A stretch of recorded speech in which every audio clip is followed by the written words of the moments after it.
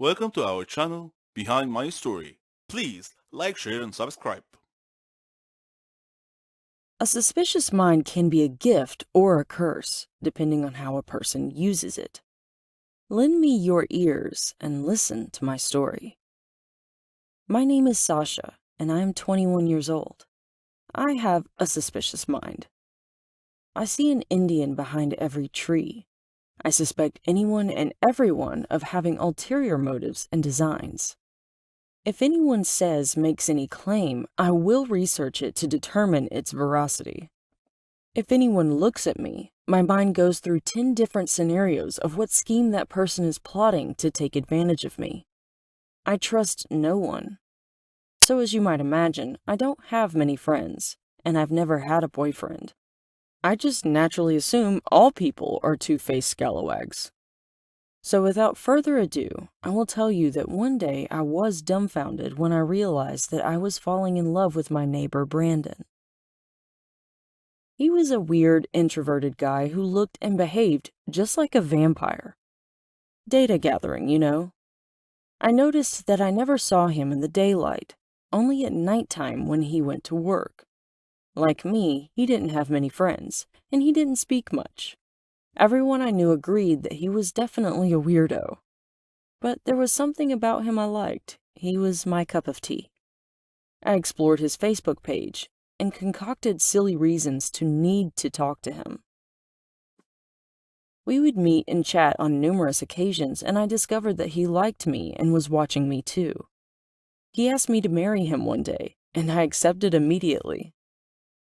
It was difficult persuading my family that he was an okay guy, but I managed to convince them. I felt that he had a mysterious streak in his character, some dark secret in his life. But I was attracted to that and was okay with it.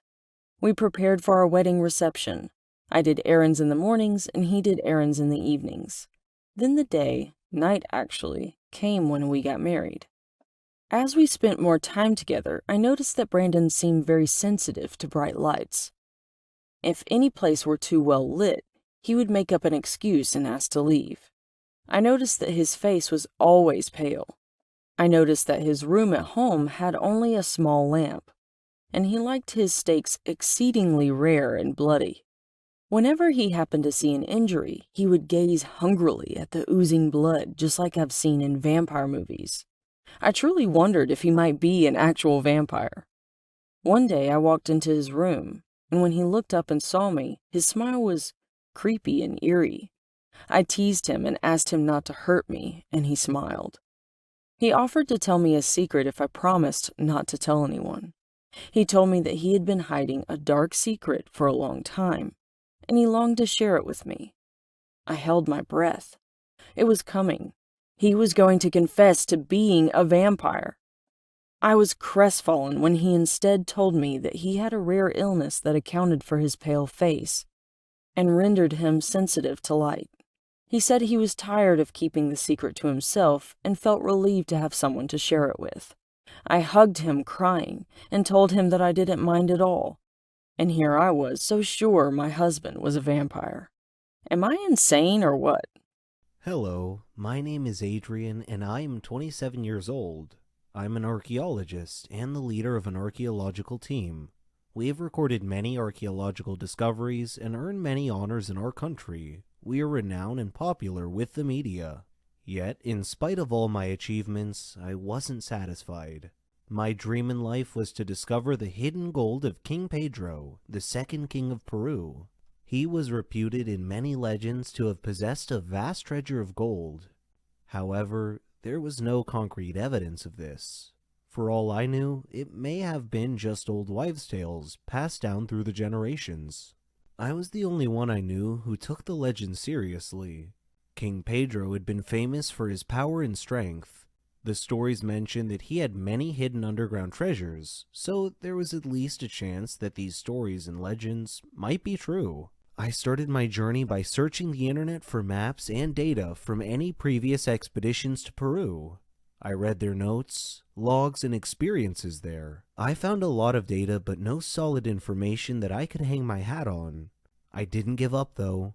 I invited a few trusted members of my team to accompany me on an expedition to Peru. A 4-day trip saw us arrive at the South American forest, a heavily forested place, an ideal place for a king to hide his treasure. The forest was full of wild animals, and we were attacked several times. Every night, we would have insect bites all over our bodies. Still, I didn't lose hope in spite of these adversities. All evidence pointed to a place called the Tiger's Eye, somewhere in the middle of the forest. It was believed to be a lava tube or cave of some sort with a lava flow that went deep into the earth. When we reached what we believed to be our destination, we were so tired. Yet, my enthusiasm and face drove me to want to go down into the hole immediately. My team warned me to exercise caution, but I was too excited.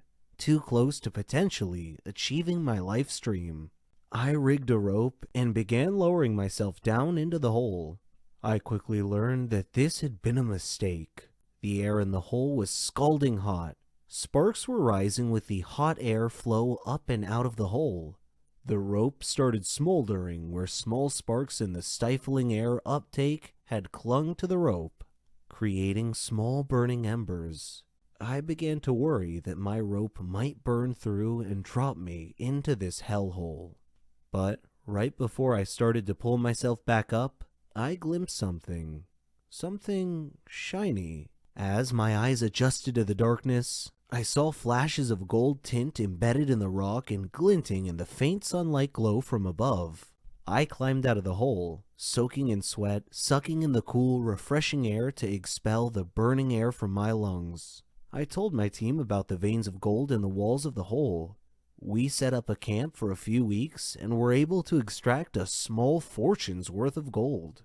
It wasn't King Pedro's gold treasure, but it was close enough to make our expedition worthwhile. It was a great discovery in that my trip wasn't completely in vain. Can I call my dream a success? Surrounded by many of her friends and neighbors, I leaned in close to her and whispered, "Hi, Mom. This is Carlos. I came to see how you were doing.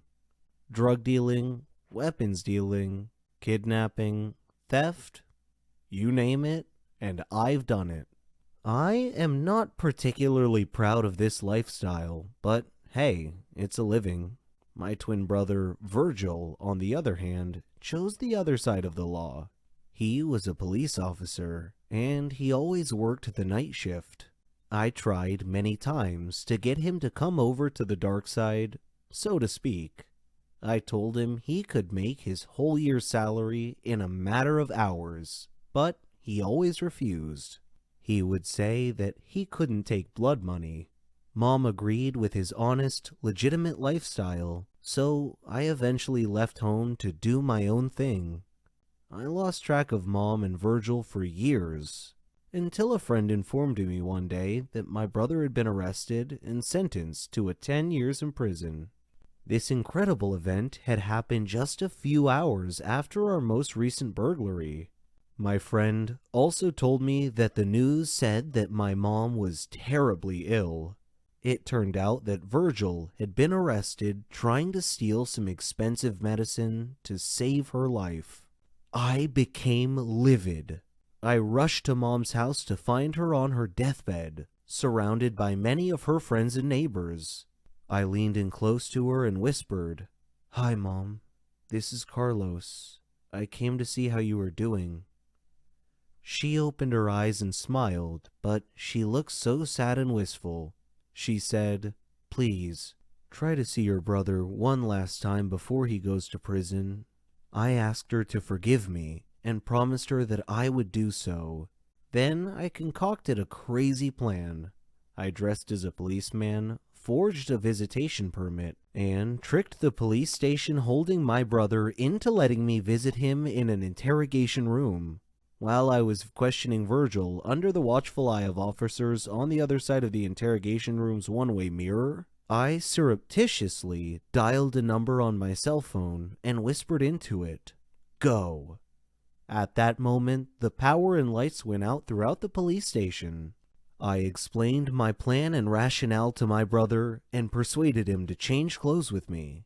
Virgil left in my stead and once again lived as a free man on the outside while I went to prison in his place. I did this to put myself right in my mom's eyes. I think she'd be proud of me. Virgil, I'll see you in 10 years, brother.